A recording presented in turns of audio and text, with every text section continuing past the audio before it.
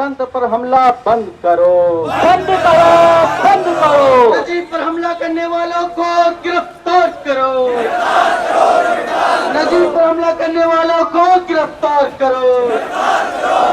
लाठी गोली की सरकार नहीं चलेगी अब की बार, लाठी गोली की सरकार नहीं चलेगी अब की बार। नजीब को वापस लाओ, वापस लाओ, वापस लाओ, नजीब को वापस लाओ, वापस लाओ, वापस लाओ। अरे देशभक्ति के नाम पर गुंडागर्दी नहीं चलेगी, नहीं चलेगी, नहीं चलेगी। नजीब को वापस लाओ, वापस लाओ, वापस लाओ। लोकतंत्र पर हमला बंद करो, बंद करो, बंद करो, लोकतंत्र पर हमला बंद करो, बंद करो, बंद करो। मेरे दिल्ली बोलो नजीब नजीब, नजीब, नजीब, नजीब, अरे हरियाणा बोलो नजीब नजीब, देश का युवा नहीं सहेगा, नहीं सहेगा, नहीं सहेगा, देश का युवा नहीं सहेगा, नहीं सहेगा, नहीं सहेगा। दिल्ली पुलिस सर्च करो,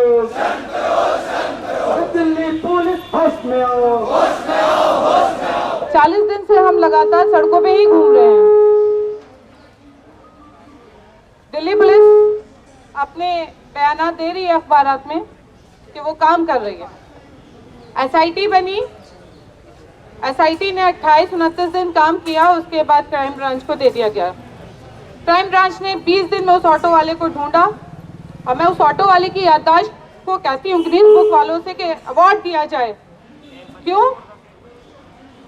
34 दिन पुराना उसको अपना पैसेंजर याद है कि उसने उस पैसेंजर को कहां से उठाया और कहां उतारा।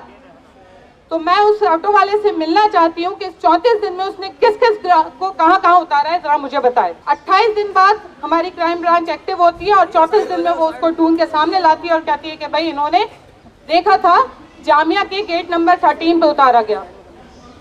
ये सब बकवास करना बंद करे दिल्ली पुलिस और अपना काम तरीके से करे। अवाम पागल नहीं है कि जो उनके स्टेटमेंट पे यकीन करती रहे। हम शुरू से फर्स्ट डे से दिल्ली पुलिस से सवाल कर रहे हैं कि नजीब को ढूंढने के लिए उन्होंने क्या क्या स्टेप उठाए। स्नैपर डॉग्स क्यों नहीं ले गए? जो सूंघने वाले कुत्ते होते हैं, नजीब को तलाश करने के लिए वहां पे क्यों नहीं देखा गया? कोई एक्शन नहीं। उन लड़कों को आजाद छोड़ा हुआ है जेएनयू में। ये तो जेएनयू के प्रोक्टोरियल उसमें आया है ना कि वो उन्होंने मारा पीटा। पुलिस की तरफ से तो कोई स्टेटमेंट नहीं है ना। अगर यही नजीब नहीं होता, ये विक्रांत होता और विक्रांत की जगह नजीब होता, तो क्या नजीब अभी अरेस्ट होकर डंडे नहीं खा रहा होता? नजीब कहाँ है, कहाँ छुपाया है नजीब को वापस करें। वो अगर सुनना है तो नजीब को वापस करें, वरना अच्छा नहीं होगा। नजीब को देना ही होगा। इस पार्लियामेंट के सेशन के अंदर हमारा ये मुतालिबा है कि इन 6 महीनों के अंदर जितने इंसिडेंट्स हुए हैं, उन तमाम इंसिडेंट्स के ऊपर पार्लियामेंट के अंदर सीरियस डिस्कशन होनी चाहिए, सीरियस डिबेट होनी चाहिए और उस डिबेट के नतीजे के तौर पर गवर्नमेंट ऑफ इंडिया को कुछ पॉजिटिव स्टेप्स लेने होंगे। और वो स्टेप्स ये हो सकते हैं कि इन तमाम वाक़ियात की तहकीक करवाई जाए और इन तमाम वाक़ियात के अंदर जो लोग मुलव्विस हैं उन तमाम लोगों को पर्दे के सामने लाया जाए, उन तमाम लोगों को सज़ा दी जाए। इसी मुतालबे के साथ न सिर्फ यहाँ बल्कि हिंदुस्तान की मुख्तलिफ सड़कों पर आज जो युवा उतरे हुए हैं वो इसी जस्टिस के मुतालबे के साथ उतरे हैं। हम इस मुल्क को एक फलता और फूलता मुल्क देखना चाहते हैं, इसको एक खुशहाल मुल्क देखना चाहते हैं, इसको एक तरक्की याफ्ता मुल्क देखना चाहते हैं, ऐसा मुल्क देखना चाहते हैं जहाँ एक कमजोर आदमी भी अपनी डिमांड को लेकर उठे, अपना सवाल वो लोगों के सामने कर सके। उसको मुकम्मल सवाल की आज़ादी मिलनी चाहिए, उसको हक मिलना चाहिए, उसको इंसाफ मिलना चाहिए। नजीब के साथ जो हुआ उसका जो भी सच था, उसका जो भी हकीकत थी वो सामने आ चुका है। प्रोक्टोरल इंक्वायरी की रिपोर्ट आ चुकी है कि इसमें एबीवीपी का हाथ है। अभी भी दिल्ली पुलिस कौन से ऐसे इशारे, कौन से ऐसे उनके आका ने उनको पाबंदी लगाई है कि वो एबीवीपी के लोगों को और जो भी इसमें शामिल है उनको गिरफ्तार नहीं कर पा रहे। क्या ऐसी मजबूरियां हैं उनकी? क्या उनका आदेश होम मिनिस्ट्री से आ रहा है या उनका आदेश नागपुर से आ रहा है? क्या उनका आदेश झंडेवाला से आ रहा है? वो गायब नहीं हुआ है, उसे गायब कर दिया गया है। ये साजिश है कि इस देश का अक़लियत, इस देश के जो भी दबे कुचले लोग हैं वो अपने अधिकारों से महरूम रहे। ये आर्थिक आतंकवाद फैला रहे हैं, ये लोगों को अपने आर्थिक अधिकारों से दूर रख रहे हैं, वो लोगों को अपने शैक्षणिक अधिकारों से दूर रख रहे हैं। वो इसलिए रख रहे हैं ताकि गरीबी बनी रहे, वो इसलिए रख रहे हैं ताकि आदमी तन्हा रहे, ताकि उसे अपने हकों के बारे में पता ना चले। ये जो हमला किया गया है वो सिर्फ नजीब पर हमला नहीं है, वो नजीब की तरह हर एक विद्यार्थी पर हमला है, हर एक युवा पर हमला है। जब तक उसका सुराग नहीं मिलता वो खुद नहीं मिलता, हमारे सामने आके खड़ा नहीं होता, हंसता खेलता अपने माँ बाप के साथ नहीं आता। ये सिर्फ संघर्ष जारी रखने की बात नहीं है, सिर्फ सॉलिडेरिटी रखने की बात नहीं है। आज हम सब की आज़ादी, कल कौन कहाँ गायब हो जाए कोई पता नहीं है। हमको इकट्ठा होके ये लड़ना पड़ेगा। ये सिर्फ किसी मुसलमान औरत की आवाज़ नहीं है, उसकी लड़ाई नहीं है, किसी एक गायब लड़के JNU के बच्चों की आवाज़ नहीं है। ये जो मार्च है ये सिर्फ नजीब या रोहित या मिनहाज या अखलाक या भोपाल एनकाउंटर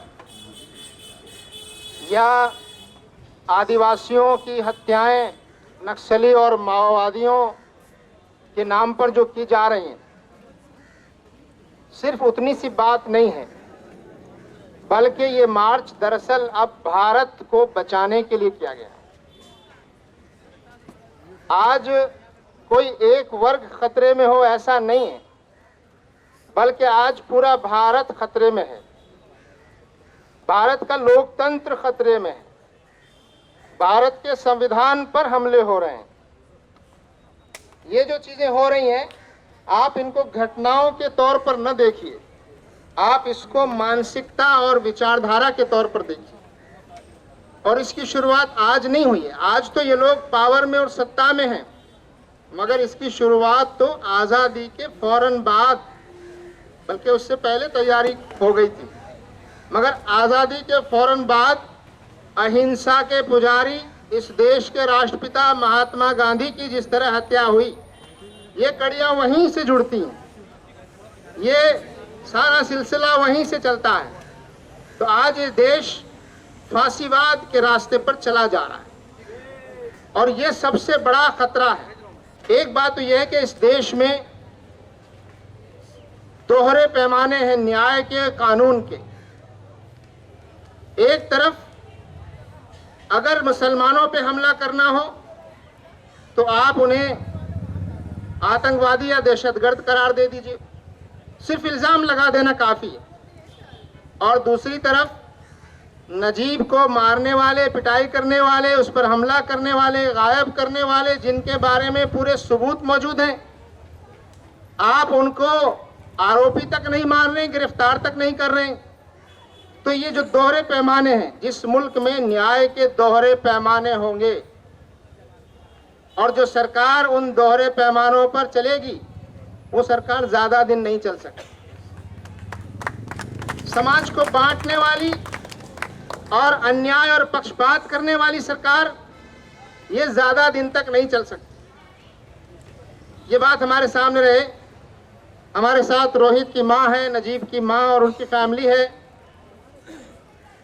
हम ये बताना चाहते हैं मौजूदा सरकार को कि मजलूम की आहें, मजलूमों की सिसकियां बड़ी बड़ी हुकूमतों के तख्ते पलट देती। मजलूम की आहों और सिसकियों में इतनी ताकत होती है कि बड़ी बड़ी सल्तनें उलट जाती हैं। मजलूम की आंखों से निकलने वाले आंसू, उन आंसुओं में इतनी आग और चिंगारी होती है कि वो बड़े बड़े महलों और सल्तनतों को जलाकर राख कर देती। ये बात हम इसलिए कह रहे हैं कि पूरा इतिहास गवाह है। आज इस देश को जर्मनी और हिटलर के रास्ते पर ले जाने की जो कोशिश हो रही है, उनको याद रखना चाहिए कि जर्मनी का क्या हश्र हुआ और हिटलर का क्या अंजाम हुआ। क्या हम अपने देश का वही अंजाम देखना चाहते हैं? हम इस देश के मुस्तकबिल और भविष्य को सिर्फ सरकार और नेताओं और पार्टियों पर नहीं छोड़ सकते। हम सबको, सारे भारतवासियों को, हमें इस देश की और इस देश के संविधान की और इस देश में जो लोकतंत्र है, जिसकी वजह से ये देश बचा हुआ है, उसकी रक्षा के लिए हम सबको आगे आना होगा, और खास तौर से नौजवानों को। हम तब तक यहाँ आते रहेंगे जब तक कि अन्याय का ये सिलसिला ख़त्म नहीं हो जाता, और हुकूमत जब तक अपनी जिम्मेदारियों को अदा नहीं करती।